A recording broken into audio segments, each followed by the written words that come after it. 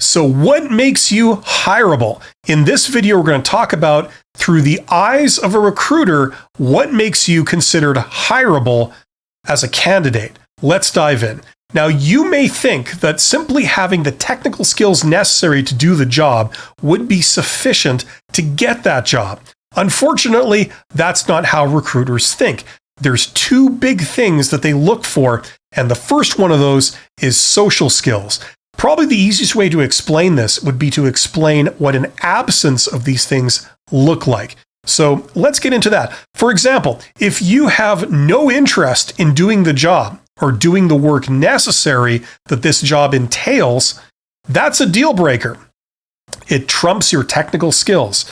If you have a bad attitude, and that's displayed as either you get offended extremely easily, or you're argumentative, or you're excessively finicky to an unreasonable degree, or you're just off-putting or annoying in some way, all of those are going to be deal breakers. They will trump your technical skills. If interacting with you makes them feel awkward, and after the job interview is over, they think, wow, I'm relieved that that's over with, that's a deal breaker. They're getting what they consider to be a preview of what it's going to be like working with you. And if it doesn't feel very good, it's never going to work out. If you have an unprofessional look or you exhibit unprofessional behavior, by saying inappropriate things or doing inappropriate things, that's a deal breaker. You will not be considered hireable.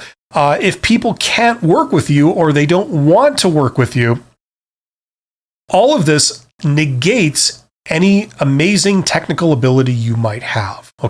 So that's the first thing the recruiters look for. They look for any of these red flags.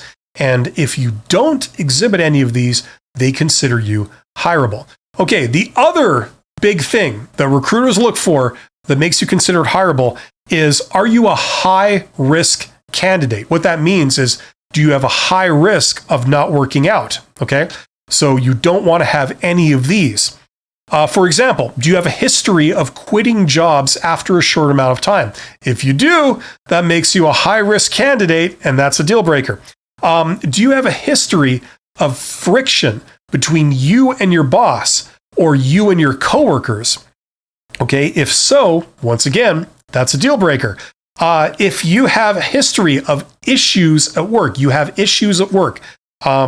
can't collaborate, or you can't take direction, or you can't follow company policies, any of this stuff, that's a deal breaker. You are a high-risk candidate. And I kind of hate to say this next one, but if you have long, significant work gaps on your resume, there's gaps in your employment history, that makes you a high-risk candidate. The thinking behind this is that if you can't get a job, perhaps there's some underlying issue of which they're not aware that's the reason for that, in which case it makes you a high-risk candidate.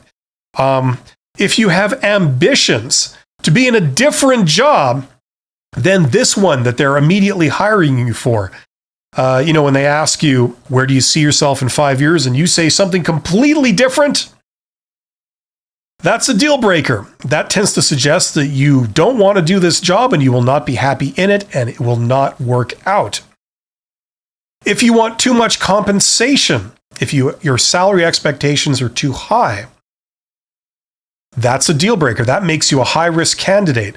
What that means is that if they were to offer you the job, it's highly likely that you would refuse their job offer, and they want to avoid that at all costs. So all of these things contribute to making you a high-risk candidate. If you do not exhibit any of these red flags, you are considered hireable in the eyes of a recruiter.